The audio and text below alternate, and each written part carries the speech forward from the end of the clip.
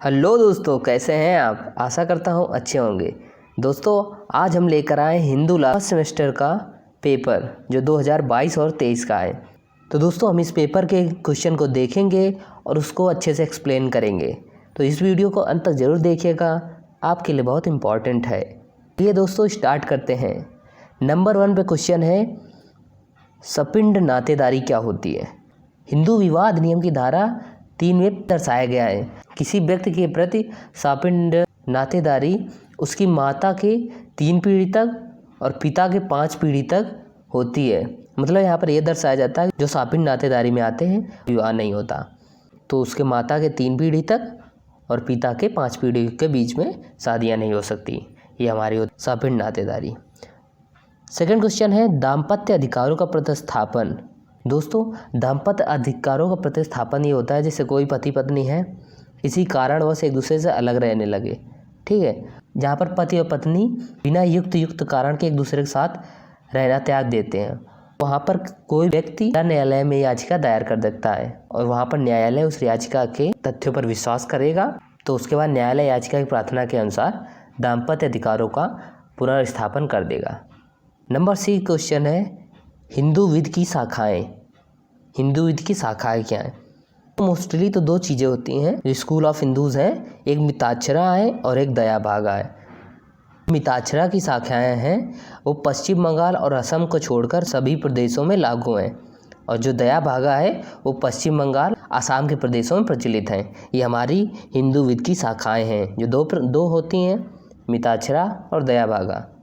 अब चलते हैं क्वेश्चन नंबर डी में, पारस्परिक सम्मत से विवाह विच्छेद, डिवोर्स बाय म्यूचुअल कंसेंट। जब विवाह विच्छेद विघटित हो जाता है तो पक्षकारों के पति पत्नी के संबंध समाप्त हो जाते हैं। विवाह विच्छेद की डिग्री के बाद पक्षकार एक दूसरा विवाह करने का अधिकार मिल जाता है। दूसरा विवाह विधिमान्य होता है तथा पक्षकार किसी भी दंड का भागी नहीं होता। मतलब अगर किसी से आपका विवाह विच्छेद हो चुका है तो आप दूसरी शादी कर सकते हैं, ठीक है। अगर विवाह विच्छेद नहीं हुआ तो आप दूसरी शादी नहीं कर सकते। ये हमारा विवाह विच्छेद होता है, जनरली 2 पति पत्नी सम्मत से अपना विवाह विच्छेद कर सकते हैं। उसके बाद ई क्वेश्चन है, संदायदता कोपार्सनरी। जो कोपार्सनरी होती है सैदाइकी का ऐसा संगठन है जिसे केवल पुरुष सदस्य आते हैं। यह एक सामान्य पुरुष से तथा 3 पीढ़ी तक पुरुष दायकों को सम्मिलित करता है। मतलब जो सैदाइकी संपत्ति होती है वो 3 पीढ़ी तक चलती है। परंतु हिंदू उत्तराधिकार अधिनियम संशोधन 2005 के पश्चात इसमें महिला दायकों को भी सम्मिलित किया जाता है, ठीक है। ये हमारी कोपार्सनरी था। संपत्ति के प्रकार, काइंड्स ऑफ प्रॉपर्टी। तो संपत्ति के प्रकार हैं, नंबर पहला है पैतृक संपत्ति होती है। नंबर 2 है संयुक्त परिवार के सदस्यों द्वारा संयुक्त रूप से अर्जित संपत्ति। नंबर 3 है ऐसी संपत्ति जो समान कोष में डाल दी गई है। चौथी है संयुक्त परिवार की निधि में से किसी या सभी दायकों द्वारा अर्जित संपत्ति। ये हमारी 4 प्रकार की संपत्ति होती है। ये क्वेश्चन नंबर F था। अब देखते हैं न्यायिक पृथक्करण, जुडिशियल सेपरेशन, जी नंबर। दोस्तों, जुडिशियल सेपरेशन के लिए हिंदू विवाह अधिनियम 1955 की धारा 10 में न्यायिक पृथक्करण का अनुतोष दिया गया है। इसमें कुछ ग्राउंड दिए गए हैं जिससे हम जुडिशियल सेपरेशन दे सकते हैं, जैसे क्रूरता हो गया, कोढ़ हो गया, रतिजन्य रोग हो गया, मानसिक विकृति हो गया, धर्म परिवर्तन कर लिया और संसार को परित्याग कर लिया। ये हमारा जुडिशियल सेपरेशन के ग्राउंड्स होते हैं। इनके आधार पर हम जुडिशियल सेपरेशन ले सकते हैं, ठीक है। ये न्यायिक पृथक्करण होता है। ये नंबर हमारा जी था। अब है H, कर्ता के अधिकार और कर्तव्य क्या है। कर्ता के अधिकार और कर्तव्य, संयुक्त परिवार के अवयस्क सदस्यों एवं महिलाओं को देखभाल के लिए एक व्यवस्थापक की आवश्यकता सदैव रही है। संयुक्त परिवार के संदर्भ में ऐसे व्यवस्थापक को संयुक्त परिवार का कर्ता कहा जाता है। जो परिवार है हमारा उसको देखभाल जो करता है वही हमारा कर्ता होता है। जो हमारा कर्ता होता है उसकी कुछ शक्तियाँ भी होती हैं, जैसे आय तथा व्यय संबंधी शक्ति, संयुक्त परिवार की व्यवसाय की व्यवस्था की शक्ति, परिवार उद्देश्य के लिए कर्ज संविदा की शक्ति, समझौता करने की शक्ति। जैसे एक फैमिली होती है उसमें एक कर्ता होते हैं, मम्मी भी होती है, पापा भी होते हैं, उन्हीं के अनुसार सब कुछ होता है। यही हमारा कर्ता का अधिकार और कर्तव्य के विषय में बताया गया है। आई है वसीयती अधिकारी क्या होता है। टेस्टामेंट्री सक्सेशन, वसीयती संरक्षण से तात्पर्य उस संरक्षक से है जो अवयस्क के प्राकृतिक संरक्षक की इच्छा से नियुक्त किए जाते हैं तथा अवयस्क के लिए संरक्षक के रूप में कार्य करने के अधिकारी होते हैं। इस प्रकार के संरक्षक प्रत्येक संरक्षक की मृत्यु के बाद ही क्रियाशील हो सकते हैं। जब कोई जैसे माता पिता हैं अपने बच्चे को देखभाल के लिए किसी को वसीयती संरक्षक बना देते हैं, तो जब वो ख़त्म हो जाएंगे उसके बाद ही उनको वो पावर संरक्षक की मिल जाएगी जिनको उन्होंने वसीयत की है, जिनको संरक्षक बनाया है। ये सिंपल सी बात है वसीयती उत्तराधिकारी के विषय में। और ये है हिंदू विवाह का पंजीकरण। इसलिए ये दे रखा है कि वैसे तो यहाँ पर हिंदू विवाह एक संस्कार माना जाता है। जो शादी हो जाती है उसमें ज़रूरी नहीं है कि आप पंजीकरण कराएं। अगर लेकिन किसी राज्य में अगर सरकार चाहती है किसी इसके विषय में कोई ऐसा कानून बना दे कि जैसे सबको कंपलसरी ये करवाना, तो आप करवा सकते हैं। अदरवाइज़ ज़रूरी नहीं होता यहाँ पर कि आप रजिस्ट्रेशन कराए ही हैं, मैरिज का रजिस्ट्रेशन कराएं। यही दे रखा है हमारा हिंदू विवाह अधिनियम की धारा 8 में। हमारे शॉर्ट क्वेश्चन हो गए। अब उसके बाद देख जो सेक्शन बी में देखते हैं हिंदू विधि के विभिन्न स्रोत क्या हैं, उसके संक्षेपित महत्व की विवेचना कीजिए। देखिए इसके विभिन्न स्रोतों में मुख्यतः 5 स्रोत आते हैं।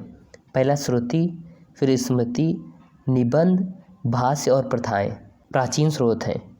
लेकिन जो आधुनिक स्रोत हैं उनमें है पहला है साम्य न्याय, दूसरा न्यायिक निर्णय, तीसरा विधान।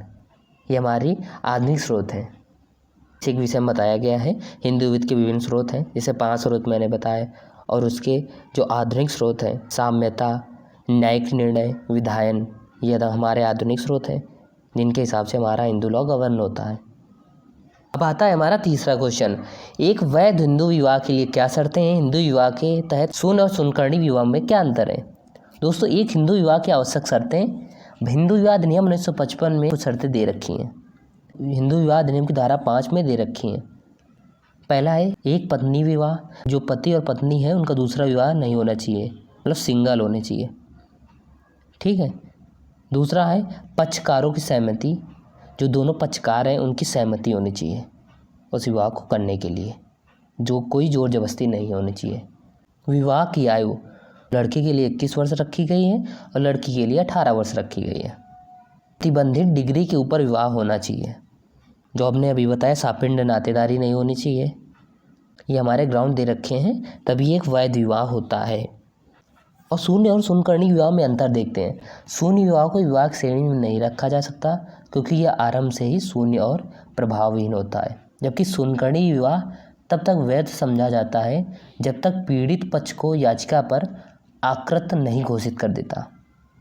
न्यायालय की दृष्टि से शून्य विवाह ना तो अस्तित्व में होता है और ना ही कभी अस्तित्व लाया जा सकता है, जबकि शून्यकर्णी विवाह किसी समक्ष न्यायालय द्वारा आकृत ना घोषित किया जाने तक अस्तित्व में होने के साथ साथ वैध होता है।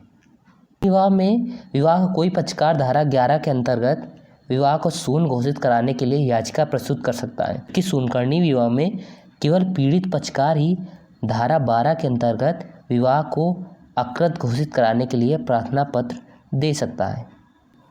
ठीक है दोस्तों, ये हमारा शून्य और शून्यकर्णी विवाह में अंतर था। ये हमारा तीसरा क्वेश्चन था। अब देखते हैं चौथा क्वेश्चन है हिंदू विवाह अधिनियम के तहत विवाह विच्छेद के आधार क्या है। अभी हमने एक क्वेश्चन में बात की थी विवाह विच्छेद के आधार, वही इसमें भी लिखने हैं। ये क्वेश्चन सेम समझ में आ रहा है। ये लॉन्ग क्वेश्चन है, हिंदू विवाह अधिनियम तथा विवाह विच्छेद के आधार क्या है, जो अभी हमने पीछे वाले को शॉर्ट क्वेश्चन में बताया था। वो देखते हैं 5वां क्वेश्चन, हिंदू दत्तक ग्रहण भरण पोषण अधिनियम 1956 और विभिन्न अन्य हिंदू विधियों के तहत पत्नी के रख रखाव पर चर्चा कीजिए। हमारा 5वां इंपॉर्टेंट क्वेश्चन है। उसके बाद देखते हैं छठा क्वेश्चन। छठा क्वेश्चन कहता है हिंदू अप्राप्यता और संरक्षक अधिनियम 1956 के संदर्भ में हिंदू अप्राप्त नैसर्गिक संरक्षण और वसीयती संरक्षण में शक्तियाँ पर चर्चा कीजिए। कोई पति पत्नी अपने लड़के को जब किसी को संरक्षक बना देते हैं उसी के विषय में बताया गया है। अभी हमने जैसे वसीयती संरक्षक की चर्चा की थी तो उसी विषय में बताया गया है, उसी विषय में आपको लिखना है। ठीक है, इसको क्वेश्चन को आपको अच्छे से पढ़ना है। 7वां क्वेश्चन है हिंदू दत्तक ग्रहण भरण पोषण अधिनियम संदर्भ में विद्यमान दत्तक संबंधी अपेक्षाओं पर चर्चा कीजिए। उसके बाद 8वां क्वेश्चन है विभाजन की प्रक्रिया को स्पष्ट कीजिए। विभाजन को पुनः कब खोला जा सकता है, ये हमारा 8वां क्वेश्चन है। 9वां और लास्ट क्वेश्चन है हिंदू उत्तराधिकार अधिनियम 1956 के अनुसार निर्वसीयत, मरने वाले पुरुष हिंदू संपत्ति के मामले में उत्तराधिकार के समान नियम पर चर्चा कीजिए। इसमें 9वें में ऐसे बताया गया है, जब कोई आदमी बिना वसीयत करे किसी को मर जाता है तो उसके विषय में जो उसकी संपत्ति होती है कैसे बांटी जाती है, वो उसके विषय में बताया गया 9वें नंबर क्वेश्चन में। तो दोस्तों कैसा लगा वीडियो कमेंट करके ज़रूर बताइएगा। आपके प्यार भरे कमेंट के लिए बेसब्री से इंतज़ार करते हैं। मिलते हैं नेक्स्ट वीडियो में। जय हिंद, जय भारत।